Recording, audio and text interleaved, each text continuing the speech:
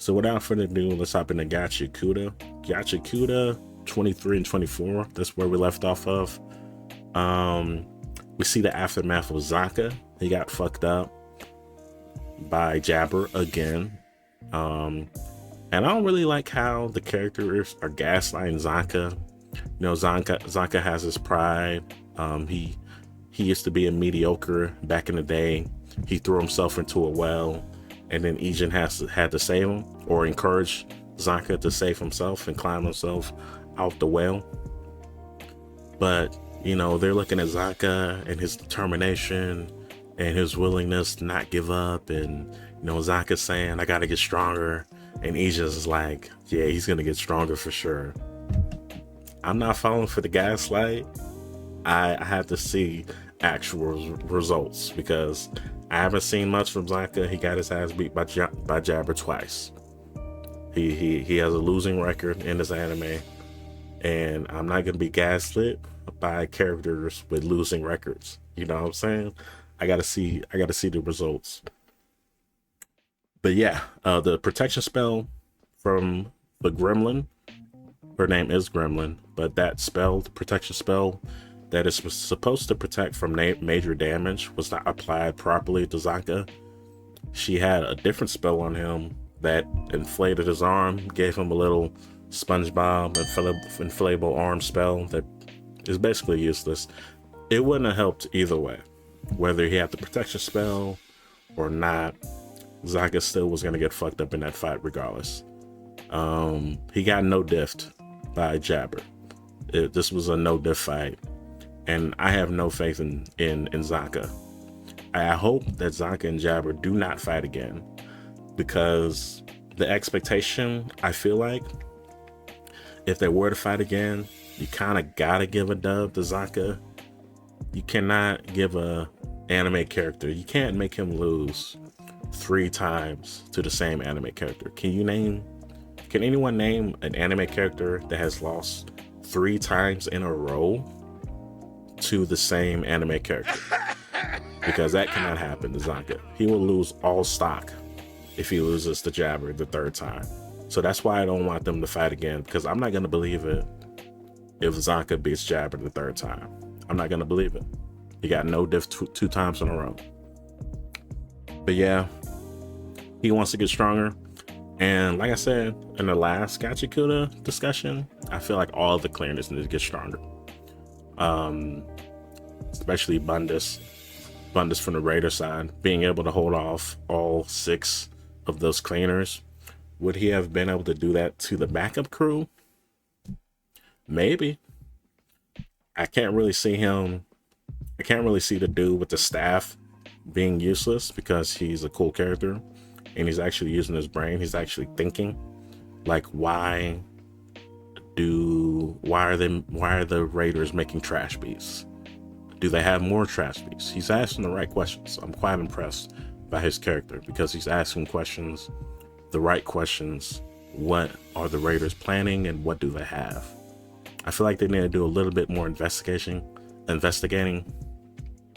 I feel like overall, the cleaners need to be more proactive, because right now, almost everything that they've done is just reacting to some rumors. Just the lady from the fog, or the lady from the trash. She appeared. Someone saw her. Let's check it out. There was this rumor about another Spirite in this area. Let's check it out. And then they got pulled up on in the bar. They got taken. Just everything that they're doing, the cleaners feel just very reactive, and they're not really proactive. I don't know what the boss's plans are.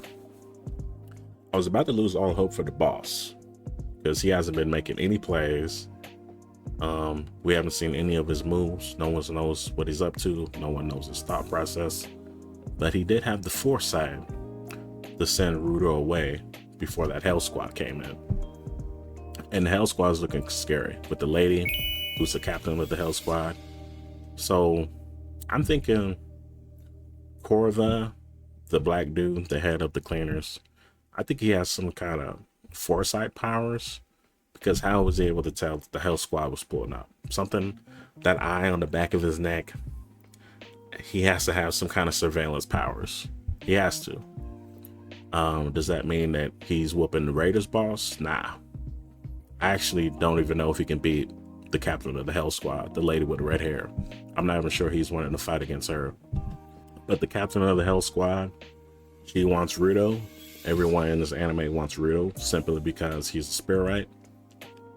Majority of the people on the ground don't know nothing about the spear. Majority of people, except for like maybe 2, maybe 3 people, have never even been to the spear before. So they have no idea what it's like. People, the cultures, all they know is that trash comes from this place, and it's been like that since they've been down here. And so they try to learn more about the spear.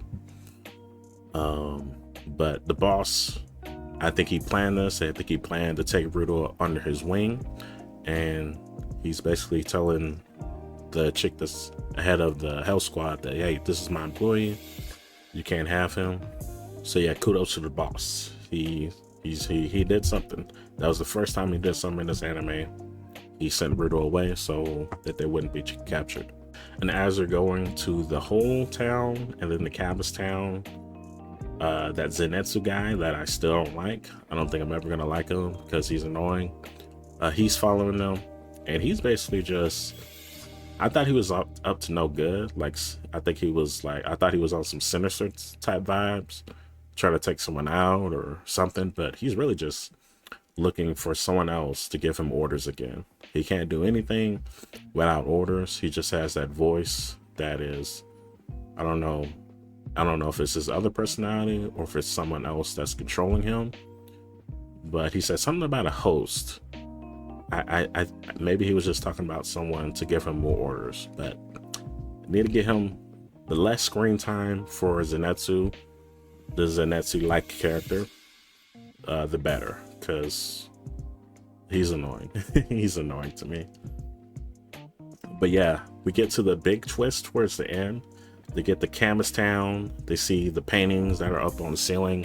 There was the original spellcaster, and apparently one of his buddies, he had a few buddies, one of them drew the sign of the Watchmen series that Rudo has. And that guy has the same last name as Rudo.